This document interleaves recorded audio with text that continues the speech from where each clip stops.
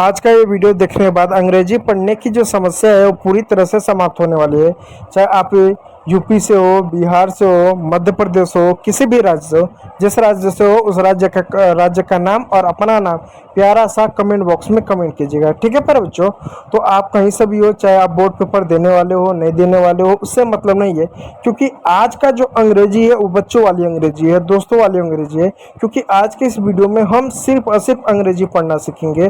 बहुत सारे बच्चे होते हैं जिनको अंग्रेजी पढ़ना नहीं आता है और कुछ बच्चे होते हैं जिनको अंग्रेजी अच्छे से पढ़ने नहीं आते।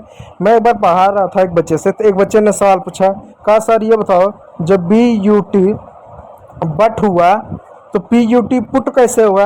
मैंने पूछा भाई ऐसा क्यों पूछ रहे हो। उसने कहा देखो सर ऐसा है कि हमने 12 खड़ी की मात्रा पढ़ी है और उसमें बताया गया कि यू को ऊ पढ़ते हो, तो अब मैंने इसको बुट पढ़ा तो लोग बोले नहीं इसको बुट नहीं, इसको बट पढ़ते हैं। तो मैंने पूछा भाई बताओ कैसे तुमको लगा कि इसको बुट पढ़ते हो। कहता देखो बी का हमने ब लिख दिया, यू का ऊ लिख दिया और टी का ट लिख दिया, हो गया बुट। तो मैंने उस बच्चों को समझाया, मैंने कहा देखो प्यारे बच्चों, अंग्रेजी में दो तरह की मात्राएं होती हैं।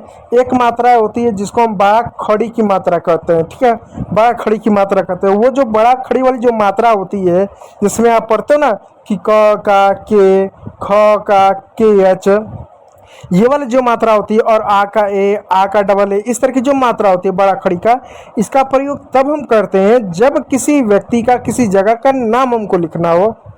आपका नाम कुछ लिखना हो तो बड़ा खड़ी की मात्रा चाहिए, ठीक, किसी जगह का नाम लिखना हो तो बड़ा खड़ी की मात्रा चाहिए। लेकिन जब अंग्रेजी पढ़ने की बात होती है ना, तो वहाँ पर बड़ा खड़ी की मात्रा काम में नहीं आता। वहाँ पर कौन सी मात्रा काम में आता है, वहाँ पर वेवल्स काम आता है। आपको वेवल्स और कॉन्सोनेंट पढ़ाया गया ना कि स्वर होता है और व्यंजक होता है। अब जरा सोचो, एक और लोग कहते हैं यार बड़ा खड़ी की मात्रा को, दूसरी और लोग कहते हैं यार आप वेवल्स और कॉन्सोनेंट पढ़ो। तो कभी दिमाग में नहीं है कि यार वेवल कॉन्सोनेंट भी है, बड़ा खड़ी भी है, ऐसा क्यों। तो जो स्वर व्यंजक यानी वेवल्स और जो कॉन्सोनेंट होते हैं वो मुख्य रूप से अंग्रेजी के हैं और अंग्रेजी पढ़ने में मदद करते हैं। कैसे, चलो एग्जाम्पल तौर पर बताता हूँ, जो बच्चे बिल्कुल नहीं आता उनको बताता हूँ। देखो अंग्रेजी हमारे 26 अल्फ़ाबेट होते हैं।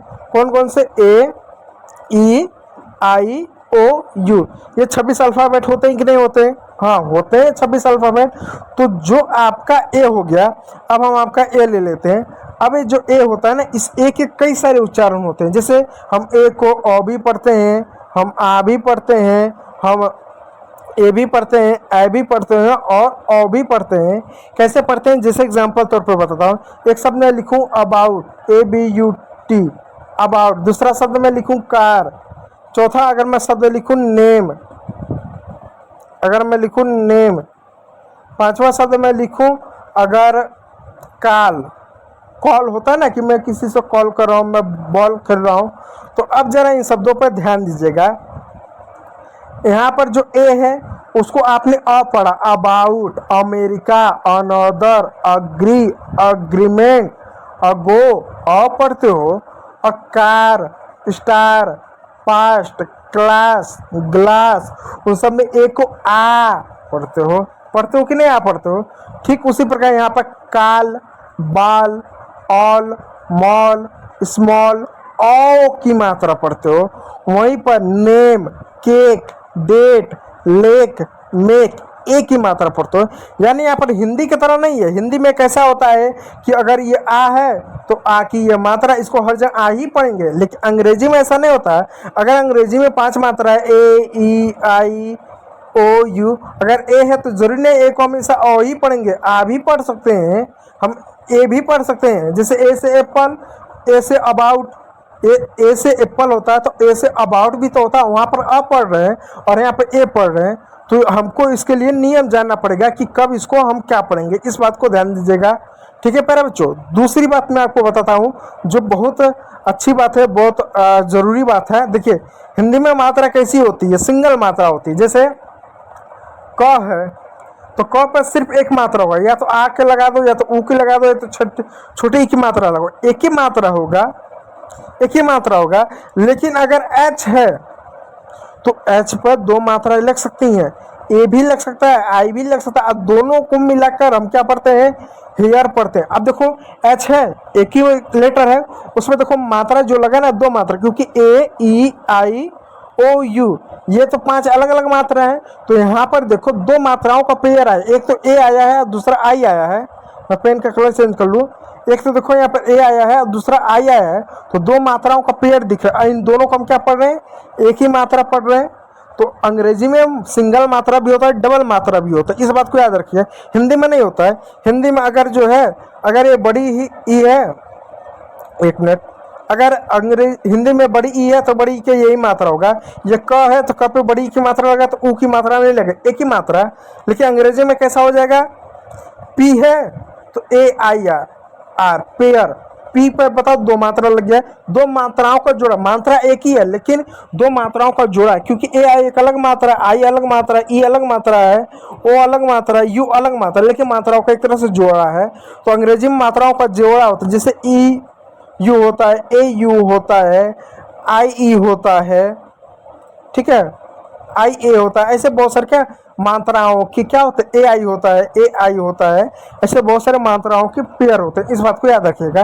तो हम यहाँ पर मात्राओं के पेयर वाले पढ़ते हैं, पेयर वाले मात्रा को चलो पढ़ते हैं, ठीक है। पेयर वाला मात्रा कौन सा है, देखो नियम क्या है कि जब किसी वर्ड में ए यू आई, आप देखो यहाँ 2 मात्राओं का पेयर है, मात्रा 2 है लेकिन एक ही है, यानी अलग अलग 2 मात्रा को जोड़ के बना है। तो अगर जब किसी वर्ड में ए यू आए और ए यू के बाद जी एच टी आए, अगर अंग्रेजी के किसी भी शब्द में ए यू आए और ए यू के बाद जी एच टी आए, जी एच टी आए, तो वहाँ पर ए यू को औ पढ़ेंगे, वहाँ पर क्या पढ़ेंगे, औ पढ़ेंगे, क्या पढ़ेंगे, औ पढ़ेंगे। और वहाँ पर जी एच साइलेंट होगा, जी एस टी में जी साइलेंट होगा, जी एच साइलेंट होगा, जैसे सी ए यू जी एच टी। अब इसको क्या पढ़ते हैं, हमको इतनी अंग्रेजी नहीं आती लेकिन मात्रा पता चल गया, तो सी को क्या लिख सकते हैं, क लिख सकते हैं, क लिख दिया। ए यू को क्या लिखेंगे, ओ लिखेंगे, तो ओ की मात्रा क्या होती है, ओ की मात्रा हमने ऐसे लगा दिया। जी एच साइलेंट होगा, जी एच को काट दिया, टी का टॉ लिख दिया, हो गया कॉट, कॉट हो गया। ठीक उसी प्रकार प्यारे बच्चों एक शब्द है D A U G H T E R. अब यहाँ पर एक शब्द है, इस शब्द को क्या पढ़ता है, डी का हमने ड लिख दिया, ए का ए यू का क्या हमने लिखा, ओ की मात्रा लिख दिया, और जी एच का साइलेंट कर दिया, टी का ट हो गया, ई आर का र हो गया डॉक्टर।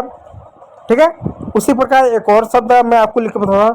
अब यहाँ पर एक, इसको क्या पढ़ोगे, इसको आप कॉल पढ़, काल नहीं कॉल पढ़ोगे। अब कहोगे यहाँ पर कहाँ पर ए यू आया, ए यू नहीं आया, लेकिन एक बार डबल एल आया। नियम है एक बार जब कभी भी डबल एल हो, कॉल हो, बॉल हो, स्मॉल हो, ऑल हो, वहाँ पर भी ओ पढ़ते हो, वो दूसरे वीडियो में मैंने पढ़ा है, इस बात को याद रखिएगा। ठीक है, अब यहाँ देखो एक और शब्द है, एक और शब्द पुराने से पहले एक नियम बताता हूँ। देखो किसी भी शब्द के अंत में जब वाई आता है, अगर कोई ऐसा शब्द मिले जिसमें 3 से ज़्यादा लेटर हो, 4 लेटर हो, 5 लेटर हो, 6 हो, 7 हो, लेटर समझ में आता है ना, जैसे A B C D E F G, या अंग्रेजी में लेटर्स अल्फ़ाबेट है जो 26 होते हैं। तो कोई अगर आपको ऐसा शब्द मिले जिसमें 3 से ज़्यादा लेटर आपको मिले और उसके लास्ट में वाई हो, तो वहाँ पर वाई को बड़ी की मात्रा पढ़ते हैं। जैसे एग्जांपल बताओ, जैसे L A I D Y. अब इसको आप लेडी पढ़ोगे, कैसे पढ़ोगे, एल का ल पढ़ दिया, ए आई का ए की मात्रा पढ़े, डी का ड पढ़ दिया। अब वाई का क्या है, य नहीं पढ़ा आपने, य नहीं पढ़ा आपने, क्या पढ़ा, बड़ी की मात्रा लेडी पढ़ा आपने। यहाँ पर क्या इसको पढ़ा, H A double P Y, आपने इसको हैप्पी पढ़ा, ए का एच का ह पढ़ा, ए का डबल ओ ए की मात्रा, यानी एच का ह पढ़ा, ए का ए की मात्रा पढ़ा, अब पी और डबल पी का आधा पी पूरा पी, और वाई का बड़ी की मात्रा। आपने हैप्पी पढ़ा, आपने इसको क्या पढ़ा, आपने इसको क्या, एम का ए, एम का म पढ़ा, ए का ए की मात्रा पढ़ा, और न का न पढ़ा, और वाई का क्या पढ़ा, बड़ी की मात्रा पढ़ा। आपने मैनी पढ़ा, यानी वाई जब किसी शब्द के अंत में आता है तो वहाँ पर हम उसको बड़ी की मात्रा पढ़ते हैं। अब आप कहोगे बॉय में तो ऐसा नहीं होता है, जॉय में तो ऐसा नहीं होता है, टॉय में ऐसा तो नहीं होता। अरे ऐसा नहीं होता क्योंकि वहाँ पर छोटे शब्द हैं, बड़ा शब्द में वाई आता तो बड़ी की मात्रा पढ़ते हैं। ठीक है, जैसे आप देखो एक शब्द है N A U G H T Y.